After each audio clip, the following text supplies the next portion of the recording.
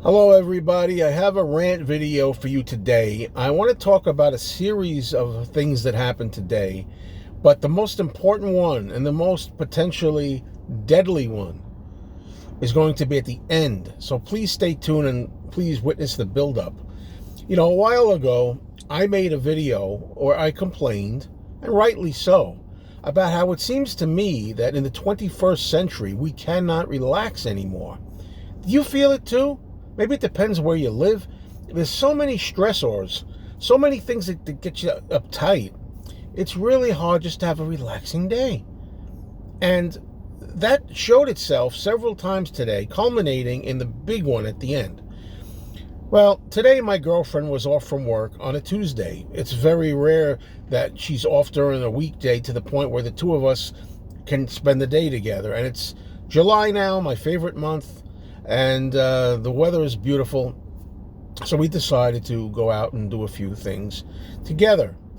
And to start with, first thing we did was we went out to eat, and we went to a diner. And she ordered a garden omelet, but she wanted cheese in it, okay? But I decided I'd have the same as her. I told the man, I'll have the same, only in mine, I don't want any cheese, because right now I'm trying to eliminate certain things. I figured I'd cut down on the cheese right now. So that's what I did. So she's got a garden omelet with cheese. I got a garden omelet without cheese. Well, the waiter comes over, and he has them both in his hands, and he goes, who's the one that had the one with the cheese? My girlfriend says, I do. He puts it down. Who's the one with no cheese? You. Okay. So he puts them down. Now, what I always do, as you know, is I put a little bit of ketchup on there. Yeah.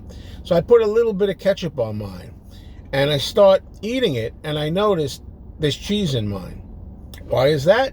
Because the guy got them backwards. Didn't even stop to really think, really pay attention, and he gave us the wrong one. Now, we could have just switched plates. The problem is my girlfriend doesn't like ketchup on her eggs, so she's screwed. So she was upset. She doesn't get upset as much as me. She was like, oh, that's okay, I'll just eat it this way. Usually she'd send it back. I said, well, you want to send it back? And she says, no, why? Because then, you're going to be done eating and all this. So finally, the guy comes over and he says, how's everything? I said, well, not too good. I said, you got them backwards. You gave me the one with the cheese. And, I got the one with the cheese, and I'm trying, it's annoying because I'm trying not to eat the cheese, right? Thanks a lot. No help no thanks to this guy. No help from him. I got to eat the cheese, right? Now, so she decided, I'll please make mine again. Since the guy came over, she said, yeah, make mine again, please. Put some cheese in it. So he did it. And she's a little upset, and she never really gets up. She doesn't allow herself to get upset, but she can't take it anymore either. And she says, the problem here is that, she says, error is not once in a while anymore. And of course, I'm always telling you that. Errors are now the norm. What's not the norm is to get your order correct anymore. I'm telling you. So, and she also says, and the thing is, it's not even a matter of switching the order. That's not the problem. But the thing is, you're eating now, and I have to wait. We can't eat together. She says, and not only that, she's got toast over there, and she's got bacon. She says, my toast is getting cold. My bacon is getting cold. Her food's getting cold that's here because she got some sides while we're waiting for the eggs. It's a mess. But don't let it spoil your day, right? So we didn't. Then after that, we went over to Barnes & Noble. And I could tell you a whole bunch of aggravations over at Barnes & Noble. I have a big, giant store over there. But at the end, we're buying stuff at the end, and she's paying for something, my girlfriend is. And she goes up to the counter, and a little thing, nothing major, but instead of just paying for things these days, they want to interrogate you.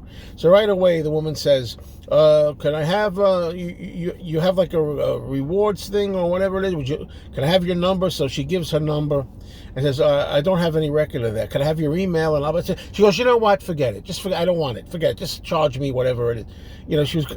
But I could save you money if you... it's okay. I just want to get out of here, my girlfriend says. She's had enough too. So that's not relaxing. So we go out there. Then we go to a department store. We go to the department store. She's buying clothes, and I'm happy to say I had to buy a new pair of pants right now because the ones I'm wearing are a little too large, so I went down a size. So, okay, so we go into the fitting rooms, and there's all kinds of craziness in the fitting rooms. That's a whole nother story. Then we finally get what we want. We go to the cash register. As we're walking to the cash register, a bunch of screaming kids almost run into us. And before we had a chance to chastise them, and I will if I have to, I didn't have to do it because the store clerk said, "Hey, please, kids, stop running. You're going to get hurt. You're going to stop it." Oh, okay. Yeah, I guess kids will always be kids, right? You know, even when we were kids. But it's just one, so far, you see where I'm going with this? It's one thing on top of the another. Wait till I get to the end, the grand finale of how dangerous it became at the end. We finally go to the clerk.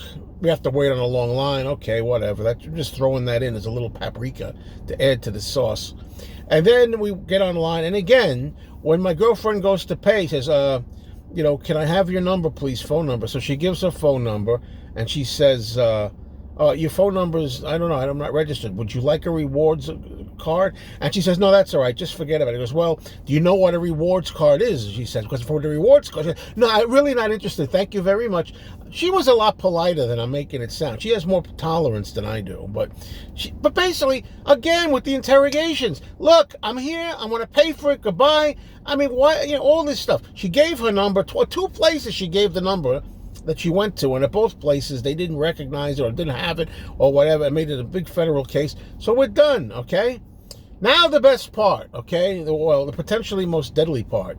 So we're driving home on this beautiful day. Now it's 2 o'clock in the afternoon on a Tuesday afternoon, okay?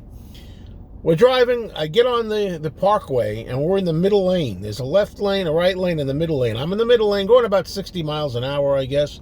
And I noticed there's one of those damn pickup trucks in front of us. This guy's they're driving a pickup instead of a sedan, of course. And I always, just the way I drive, I keep a good distance. You're supposed to keep a safe distance in case anything goes wrong, right? A lot of times people won't keep a distance behind me. People tailgate me all the time, And I have no patience for tailgating. But so I'm on there. We're noticing this pickup truck. I don't know if he was doing some construction work or landscaping, whatever it was. There was a shovel in the back of the pickup truck standing up loose, and there was another tool. I don't know if it was I think they call it a hoe or whatever. There was all these tools standing up, and I'm always observant. I pointed out to my girlfriend. I said, look at this guy up here.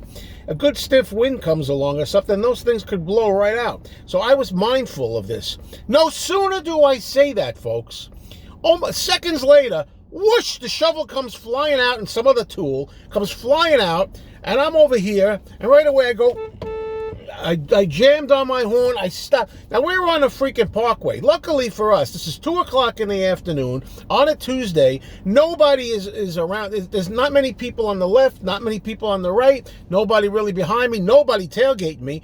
So I had to almost come to a stop, and I had, thankfully, because I think, a lot of people say I think too much, and I always proudly say, the problems in my life never come from me thinking too much. It's all the people out there that don't think enough. So I was right. These idiots, or whoever was driving, or whoever put the stuff in the truck, didn't put it securely laying down. They stuck it up, and they kept blowing out. And luckily, because I thought enough to keep a distance, I was able to slow down, almost come to a stop, and then I was able, because there were no cars around me, I was able to go into the left lane.